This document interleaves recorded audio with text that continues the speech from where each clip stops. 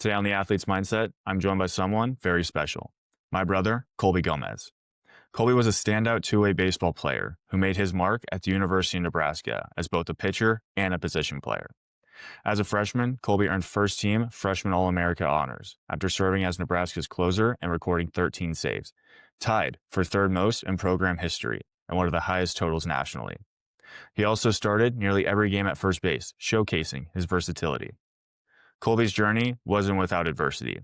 He missed the 2021 season due to injury and battled back stronger, eventually becoming one of Nebraska's most dynamic players both on the mound and at the plate. In this episode, we talk about his unique path as a two-way player, the mental challenges of injury and recovery, the grind of balancing pitching with hitting, and what it's like to compete at a high level while learning to trust the process. This conversation is personal, honest, and full of lessons that extend well beyond baseball. I'm really excited for this conversation. Let's get into it.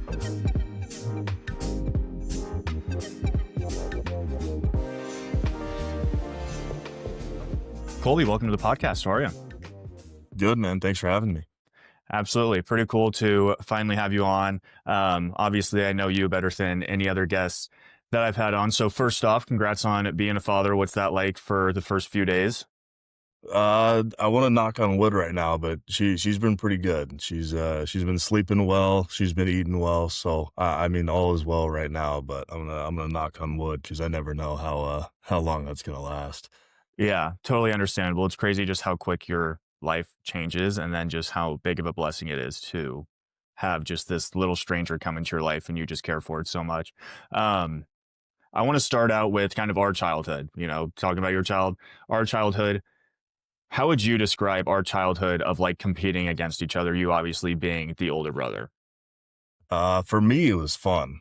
I always had someone to pick on. It was always nice playing some pickup basketball in the driveway and kind of rubbing it in your face whenever I'm backing you down and putting you to work. But no, it was fun. I mean, everything we did, no matter if it was, riding bikes up and down the street, it was always a competition. I don't even know if we realized that it was a competition, but kind of always in the back of our minds, we were always working for something and always kind of getting those bragging rights.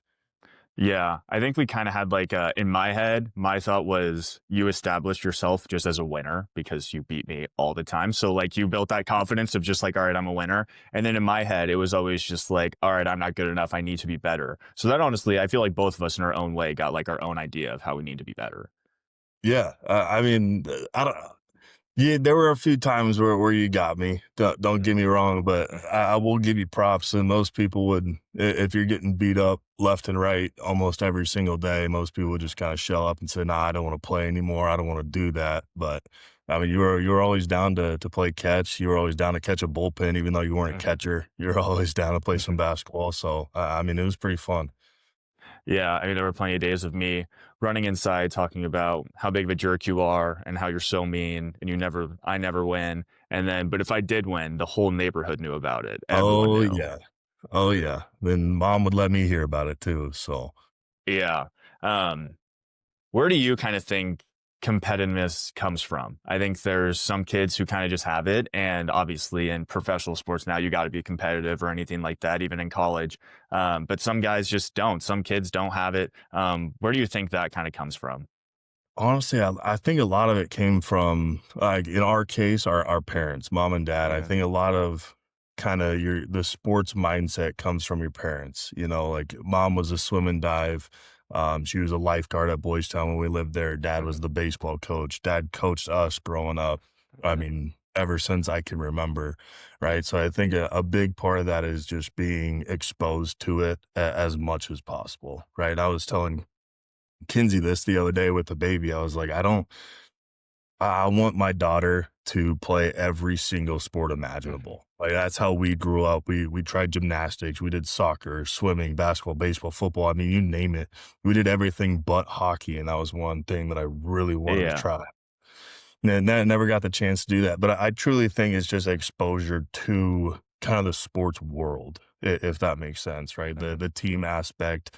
Like we did the solo sports and the swimming and the tennis, like we did all of that. But I Mhm. think getting involved and having kind of the figure there saying like, "Hey, I've done this. I know this is what it takes. I know this is kind of the right path." It's not Mhm. a cut and dry black and white answer, but you kind of just lead them into the path of playing sports and kind of getting that winning mentality from the jump. Yeah, I'm curious on your thoughts of it. But I think it's also just like outside of sports as well as where you kind of develop that competitive edge. Like, I feel like mom and dad never wanted us to just be average. Like, mediocrity was something that they weren't just going to be like, yeah, you're fine if like you don't give your best or if you just go out there and have fun. Like, obviously they wanted us to have fun, but it was like, hey, like you're not just going to half-ass it. Like, you're gonna if we're doing this, you're doing it. And that's Yeah, in every part of life. And so I think that's another thing that I think sometimes kids get babied or they're okay with, not being the best. And I think that's something that we always thought was just like, you have to find a way to be the best. And if you're not the best, then we're not working hard enough. exactly. And I do think that it's sports, but it's also outside of sports. It's always like you have to be methodical about what you're doing, right? You're never doing something just to get by, right? Like Mhm, I don't know. Truly, I wish I had a cut and dry answer for you of where it came from, but truly, mhm, it's just kind of how we were raised. mhm, Like there was never, like you're saying, there was never okay to just like do nothing, right? It mhm. was never okay to go like 0 for 4 one day and then tell my dad I wanted to quit baseball. Yeah. Like my dad's like, that's not how that works, Mhm, right? Like you got to get through the ups and downs, especially in baseball. I mean, baseball, as we all know, the whole saying is you get a hit 3 out of 10 times and you're in the Hall of Fame. yeah. Like I take that now into kind of the real world, the working life, because I never want to just get by. I Mhm. want to be recognized for the work that I'm doing. I want to do a good job and truly put myself and now my family into a position where we can be successful long term. Yeah. At Portland, we always had this little saying, whether it was like, hey, do you want to go get an extra workout in or do you want to go hit extra? Anytime you said no, the saying was just, hey, that's all right. The world needs average people. And so now, like, I'm always just like, anytime I don't want to do anything or like a day where I'm like, yeah, I told myself I'm going to the gym and now I'm like, I don't really want to. I'm just like, yeah, just be one of those average people. The world needs you. And I'm like, okay, well, now I have to go. Yeah. Nah, Um, that's a good now that the baby's here, I've been trying to get back in the gym, get a little bit healthier. It's easy to especially this is kind of off topic, but one thing that I ran into, especially getting out of the sports world, is during sports, you always had something to work out for. Like you were mhm, always working out to get stronger, to get faster, to be better, right? And then you kind of lose that once you get out of the sports world, and mhm, it was kinda hard for me to be like, "Well, I don't have anything to work out for." So it's kinda easy to mhm, kinda pull myself out of that kinda rhythm, and now that the baby's here, I got something and to truly work out for. I wanna be there long term, I wanna be her mhm. coach, I wanna be active and be able to be active with her for years and years and years to come. 100%. And I think it's easy when you are in college and, like you said, you're working to throw harder, to hit the ball harder. That's why you're in the weight room. But also, like, you have a whole bunch of dudes around you that are going through it as well. And so it's like, Mhm. if I just said I'm not showing up, that's not a good look for me. I'm not a good teammate or anything like that. So you have other people you're doing it for. And that's the same thing that I feel like what you're saying now is like, now that you're a father, it's like, I need to do this for her because, right now she's just a few days old, but when she's, in high school or growing up, you want to be around as much as you can and be, the healthiest, best version of yourself. Exactly, 100%. So now that we talked a little bit of just like where our competitive edge comes to, you were an early commitment to Nebraska, and that was your dream school forever. What kind of went into that decision and into your commitment before even playing a varsity game? Yeah, that's kinda tough. I know, like, I'll say this, dad was my biggest mentor growing up. Everything I know about sports, everything I know about baseball specifically, I learned from our Mhm, dad. So, with him going to Nebraska, with mom going to Nebraska, it just kind of felt right to almost mhm, kinda follow in their footsteps and kinda bring the Gomez name back to Nebraska, and mhm, obviously with Erstad being the head coach there, I mean, that's a wonderful, wonderful guy to be under, like mhm, he's done it at the pinnacle, right? I mean, he's been at the very top and he's done it however many times. It was almost a no-brainer. You get the offer, you get the scholarship offer, let alone, and it's like, all right, your school is pretty much paid for. Like, it's hard to turn that down, you know? Mhm. Yeah. I, when I went in as a freshman at Fullerton, I was like, felt like a fish out of water, no clue what I was doing. And also, I think that it was another part of just like the confidence piece is I almost had a little bit of like imposter syndrome where I was like, I'm here. I have to make it seem like I belong here, but deep down, I really don't know if I do or like if I'm good enough. But for you, you showed up, and not only were you nasty on the mound from day one, but you were also a guy as a freshman that they were like, yeah, we expect you to be playing first base. How did you balance, doing both as a freshman? To be honest with you, it's all I've done. Yeah. I'm so used to in little league, it was all right, Colby, go throw 5 innings and then go to shortstop for the last Mhm. two, or Colby, go to center field or go catch. Like I was always so used to bouncing around. There was not a year in high school that I did not play every single position at least once. Right. Was I good at all of them? No. But at least I had kind of the mindset of, just place me wherever you need me. Like I Mhm. truly just want to be on the field. That was my kind of biggest thing. I told that to Erstad basically day one on campus. I was like, I don't care what I have to do, where you play me. I just want to play. That Yeah. was truly my biggest thing. So juggling it, I mean, it's a lot different in college. There's a lot more kind of rigorous things on Mhm. both sides of the spectrum, hitting and pitching. But I mean, it was just kind of what I was used to. You just kind of dive in head first. You kind of learn as you go, and I mean, there's definitely a lot more bumps in the road in college than there were in high school. Especially going in there and being the 90-92 guy in high school, and I'm one of maybe two people that were doing that in high school, and then you go to college and everybody's doing that.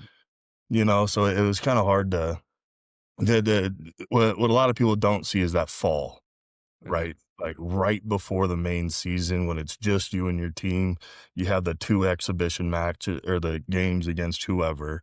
There's a lot of learning curves Mhm. in those that a lot of people just don't see, right? Practices are closed, you have the red-white scrimmage, you have the Wichita State scrimmages, right? But there's a lot of behind the scenes at practice where I'm kinda falling on my ass every Right. single day, and credit to the coaches, credit to the guys that I was playing with. They were always like, "Colby, like, you are good. Like, you are meant to be here. We need you to be good." Right? So Mhm. even when you're falling down, at least I had 40 something people telling me, "Hey, get your ass up. Like, you gotta go. We need you to be this guy." Right? So, yeah, that's Yeah. kinda long-winded, but, that's Mhm. kinda the answer for you. Yeah, from like a coaching perspective, I heard a coach say once that his goal is to just instill as much confidence into his players as possible. And so, along with the guys on the team, I think Erstad did a great job of that for you. What was that like playing under such a legend, a guy who has won a World Series, who played plenty of years in the big leagues and was the first overall pick? Like, you could go down the list over and over again and find more about how great he was, but like more from just like a coach side of it, what was that experience like? Well, one, it's really easy to listen to a guy who's been Mhm. that guy, right? The number one draft pick who's played 13, 14 years in the big leagues, and then comes back to coach at his oh my gosh, I can't talk. But at Alma his mater. previous, yeah, Yeah. there we go. Can't talk, but at his previous school, so it's really easy to listen to him when he is talking to you. Mhm. But again, like you're saying, the confidence part of that, it wasn't just Erstad, it was the whole coaching staff across the board. But Erstad was truly one of those guys. When he's talking to you, you shut up and you listen. It's not in one ear out the other. You truly listen. You try to pick apart every single word that he's saying, and you try to apply it to your everyday life, not just in baseball but in the classroom, in study hall, like truly everything across the board. He was so disciplined with his structure and how practice went. Like we knew when we hit the field, we knew exactly what we were doing for those 3 hours, 4 hours of Mhm. practice, whatever it was. Right. So there was no guessing game. He was so structured. He was so good at telling you the reason why we're Mhm. doing this. Right. Sometimes it's like, all right, we're going to take ground balls for 15 minutes just to get better at ground balls. Yeah. right? No, Erstad was, we're going to take game situation ground balls with a runner on second and a runner on third. And you need to figure out what is the best play depending on where the ball is hit, right? So at first base, Colby, you're going to be back off the line. If it hits to you, it might be tough to get that out at home base, Mhm. right? So let's take our out, let's take our medicine, and let's move on to the next one instead of just hitting random fungos at you and you run into the Yeah. base, right? It was all situational. It was all game situations where you get in there and it's just kind of second nature. You just like, oh, Mhm. go, right?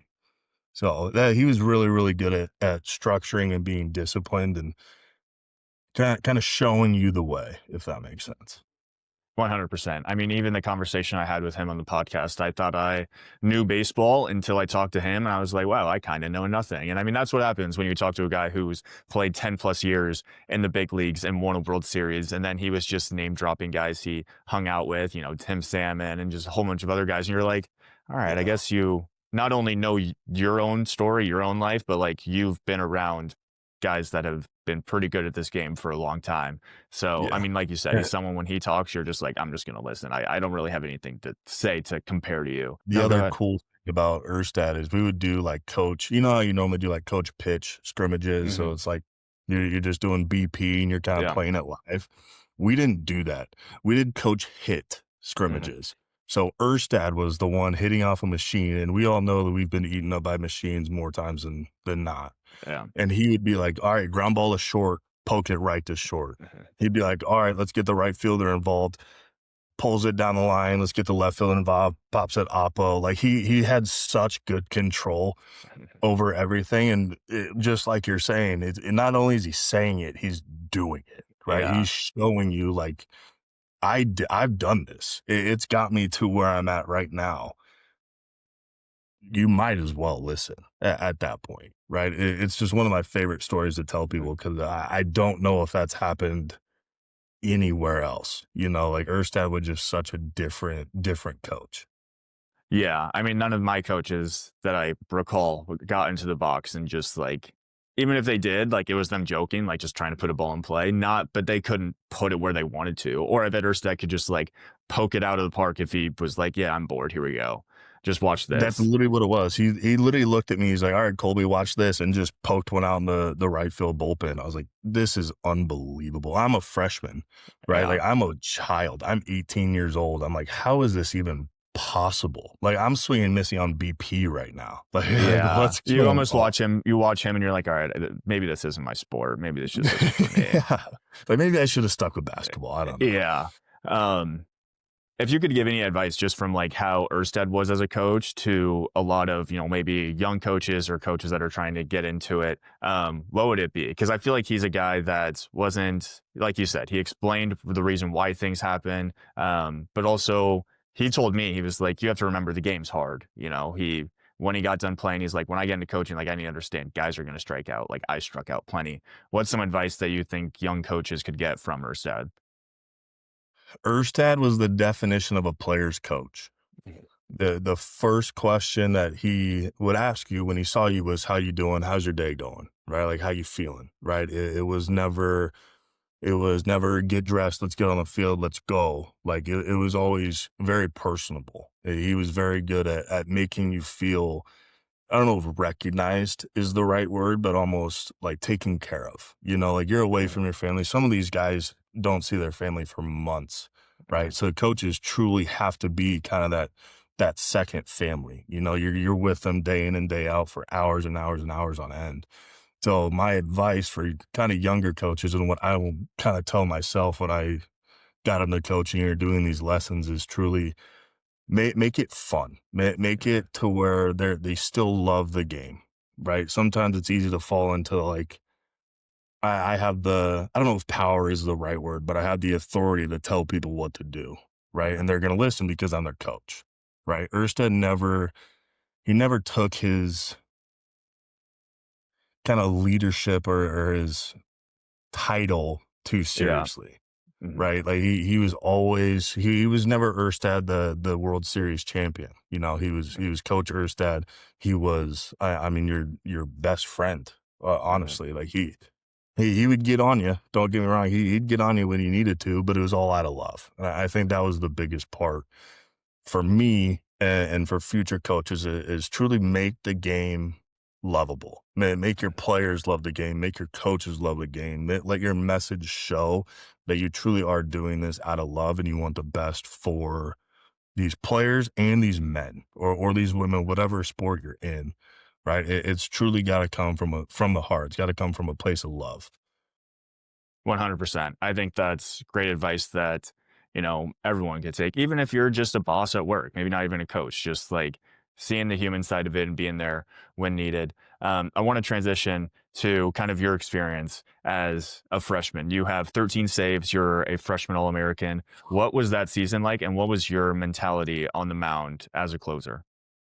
I'm better than you are.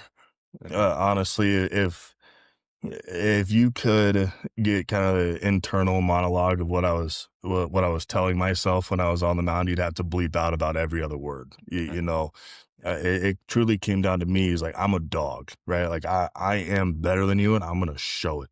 Like everybody, when they leave this stadium, they're gonna know that Colby is better than whoever he faced that day, right? So that it was truly coming from a part of attack, right? And as a closer, I think you're going to bring this up at some point, but as a closer, there's really no room for error, you know?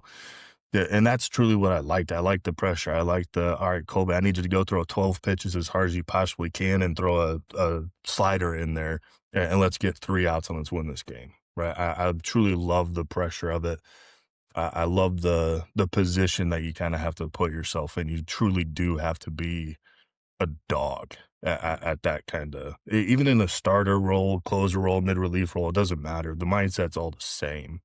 For me, is just attack. I'm better than you, and I'm going to show everybody that I am better than you. Yeah. I mean, I think there's a fine line between like confidence and cockiness, but honestly, you kind of have to be both when you're a closer. Like the last thing you want is to walk out there and the other dugout's looking at you and they're like, oh, we're going to win this game. Look at this guy. Like he's got his head down. He barely believes in himself and he's supposed to think that he can get us out. But definitely we've both faced closers before that like you see their presence on the mound. And I think you had this, but you see their presence on the mound and you're just like, there's no shot. Like we have 3 outs left and it's over. Like, what are we going to do? It's a good feeling when the other team sees like you're down 2 runs, which in reality 2 runs is not a lot, but it feels like a mile. You know, like that's truly that's what I love to kind of do, right? Is just close the door right in their face. We'll play you again tomorrow. We'll kind of roll the dice then. But that was truly the biggest thing for me was just be a dog and attack. Yeah. It's funny because like in college baseball, like you said, 2 runs is not that much, but you almost know if those 2 runs are attainable just like before the inning even starts. Like Hmm. there were a few closers we would play, like Oregon State had a guy, Braun was his last name, and he got drafted in like the 3rd round. But like in midweeks, we would see him come in and we would just be like, well, this was fun, guys. It's probably over for us. Like he's gonna throw 98 and put it wherever he wants, and I'm not sure what we're gonna do about it. So, and then there's other guys that you see, and they're like, "This is their closer." Like, all right, sure. Like, thanks. Give us Yeah. just don't leave the door I'll open. You just did. take your 90 poo down the middle and take it deep. Like, Yeah, exactly. So on the other side of it, as a closer, you obviously have had some outings that just didn't go your way in big situations, and it's hard to not like tie your identity to that or like your self worth. And I think a lot of athletes struggle with in big moments if it doesn't go their way. Um, they're just depressed. They're down on themselves. How do you stay positive after a tough outing? another day above ground is a great day. Yeah, I always thought in the back of my mind, there's so many people out there that have it way worse than I do. You know, I'm getting fed 3 meals a day and they're great meals. I'm flying on these planes every single day. Like I have the best food available to me, the best training table, the best support staff out there, right? Like a lot of people have it way worse than I ever did and probably I ever will, right? Mhm. So just coming from a kind of a perspective of like I am very blessed to be where I'm at right now. Does it suck? Does it hurt? Obviously, as a competitor, absolutely. but it's also you kind of got to roll with the punches, right? Nothing in life is ever going to go your way 100%, right? You're going to have these peaks, you're going to have these valleys, you're going to have these ups and downs. You're going to run into these major speed bumps, and you're going to run over a pebble, right? You Mhm. always got to handle it the same. Every day above ground is a great day. So that's especially after the Oklahoma State kind of at the end of my freshman year, that was pretty upsetting, and I was pretty beat up about it. I mean, Mhm. for a while, and then Erstad came up to me and he's like, uh, "Trust me, I've struck out in way bigger situations than a Mhm. regional baseball game. You Yeah. know, like there's always that kind of higher tier that you can get to. Someone's always gonna fail more than you." Mhm. Right. So it was kind of that humbling, kind of bring it back down to earth. Like it was one pitch.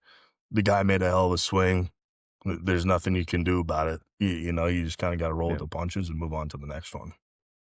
Yeah. I mean, I think that's what makes kind of life and just sports specifically so beautiful is like, think of how boring it would be or how little character development you would have if everything just went right all the time. Sure, it might be fun for a little bit, but if I told you you can just be happy all the time, you'd be like, it's getting kind of boring. Like, I need Yeah, some adversity. And like, after that situation, you can handle tougher situations just like way better now. And so I think that's something that a lot of young athletes struggle with.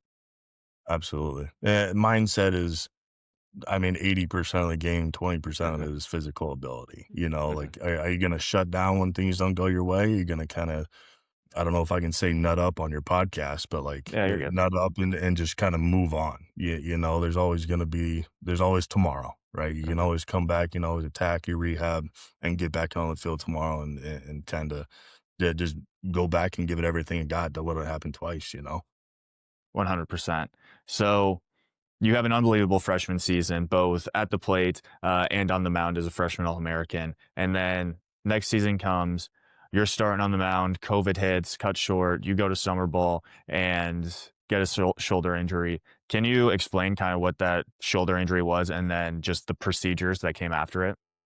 Yeah, so I had torn labrum in two spots. It was kind of in the front and also in the back. So basically, every time I would throw, it kind of feel like my shoulder was coming dislocated Mhm. almost. So it was just a very sharp kind of shooting pain. And me being stubborn, I've never been truly hurt in my career as an athlete. So I was kind of stubborn. I was like, I'll just do some bands, I'll take some ibuprofen, and I'll be fine, right? So Mhm. I kind of pushed through it through summer ball, and there's at some point, it was after I threw like 3 innings, did really well. I went to the coach, was like, I cannot raise my right arm. Like it is screaming at me. I've never felt like this ever. Mhm. So that's when I reached out to our trainer, Jerry Weber, over at Nebraska. I was like, hey, I'm done in summer ball in like 2, 3 weeks. When I come back, let's get this checked out. Like this doesn't feel right.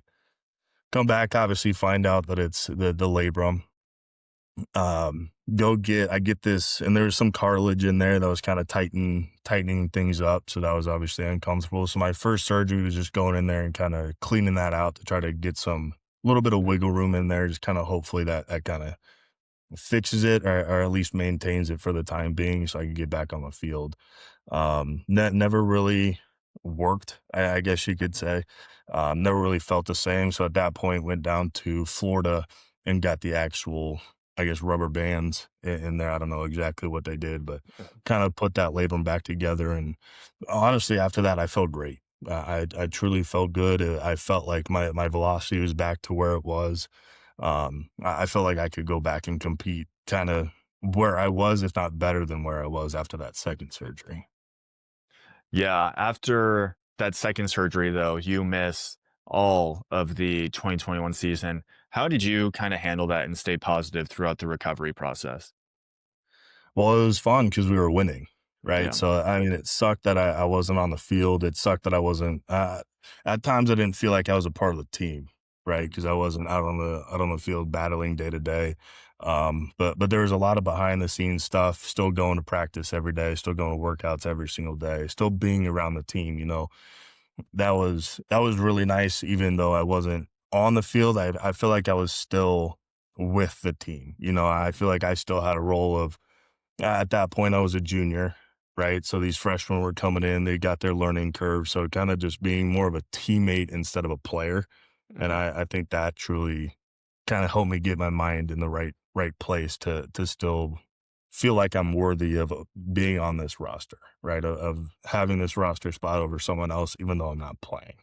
So just kind of turning from player to a leader kind of mindset really helped me get through that year. Yeah. I mean, I think perspective is everything. And obviously, you could have felt sorry for yourself or just kind of thought, is this even worth it trying to recover or anything like that? Which would have got you nowhere. And so I think you stayed very positive throughout the whole thing and did a good job with that. What advice would you give to, younger athletes or even college athletes right now that maybe are going through a big injury with a long road to recovery, just, trying to make it out to the other side? Yeah. I mean, surgery is so advanced nowadays that it almost seems like you get the surgery and you come back even better than you were. Mhm. Right. The rehab is it's grueling, it's hard, it sucks at most times when you have to wake up an hour earlier than everybody else to go get an hour worth of rehab. It's hard to kind of see the value of that Mhm. until the end of rehab and you're throwing right back to where you were, and you're like, "You know what? Waking up every single day was truly worth it." It's hard to see it in that moment, but if you kinda push it to the long-term success, the long-term feeling, it's very it's worth it. It's very beneficial. It's a hard learning curve. But at the end of the day, I mean, it's so advanced. Everybody knows what they're doing nowadays. Doctors are fantastic. Trainers have more knowledge than they ever have before. They know Mhm. what they're doing. It sucks. You got to listen to them. Like you'd much rather sleep in that hour and just go lift and then go to practice, right? But at the end of the day, and at the end of the 6 9 months, whatever that recovery is, you're going to be a better man for it. You're going to be a better player for it. 100%. So you come back from that injury, um, and you're primarily come back as a hitter. I think at that point in your career, you kind of expected, okay, I'll just, pitching is kind of what I'm focused on. And then there was kind of an opening at first base and they needed someone to step up and you've obviously done it before. And you had an unbelievable senior year at the plate. What was kind of your mentality or your thought process in the box? Well, first off, Griffin Everett might be the best hitting coach in the Mhm. country. I mean, I went from not hitting for 2 years and getting ready, game ready in 2 3 months. Mhm. So it was a lot of hours in the cages with Griff. It was a lot of him kind of going through, almost going back to the basics, right? Like, it was muscle memory for me at some point, but the mindset part of it is truly there's nothing to lose, right? Like I haven't played in 2 years. That's a horrible feeling as an athlete, you Mhm. know? So anytime I stepped in the box, I was truly just grateful to be there. And I was like, if I strike out, I got another at bat. Mhm. You know, if I hit a home run, great. That's what my Sick. job is. Yeah. Yeah. Like that's what my job is. That's what the kind of game entails, right? So just being grateful every time you step into the box and just there's nothing to lose. Go attack. There's so many unknowns in the world and so many Mhm. unknowns in baseball. Like you might as well lock in for these 5 pitches that you're gonna see. Just jump in there. You're hunting something in the middle of the plate and you're trying to do damage with it. That's truly you kind of dumb it down to the simplest form, and all it is see ball, hit ball. Throw the barrel at the ball and wherever it goes, it goes. Yeah, absolutely. Do you think being like a pitcher your entire life helped you in the box at all, or did you really not think about that much? I think it hurt me.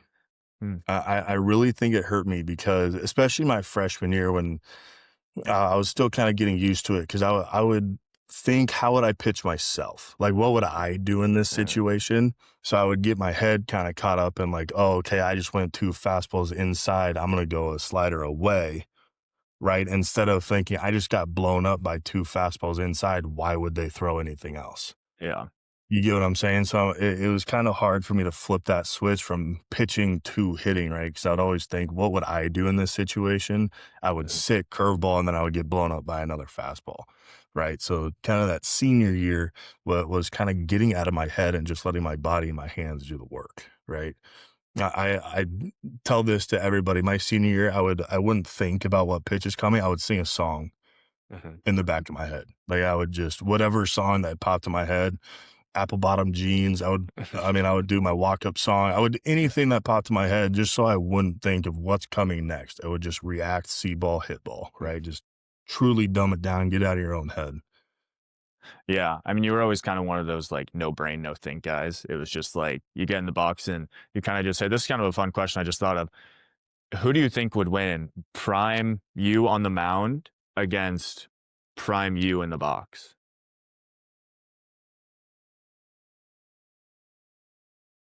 Gosh, I don't know. That's a good question. I would like to say hitting. Mhm. I would like to say that, but I think pitching. I think I was a better pitcher than I was a hitter, 100%. So I think I would have my number if that was the case. Yeah. And this came to my brain. You struck out Spencer Torkelson 3 times. He's a better hitter than you ever were.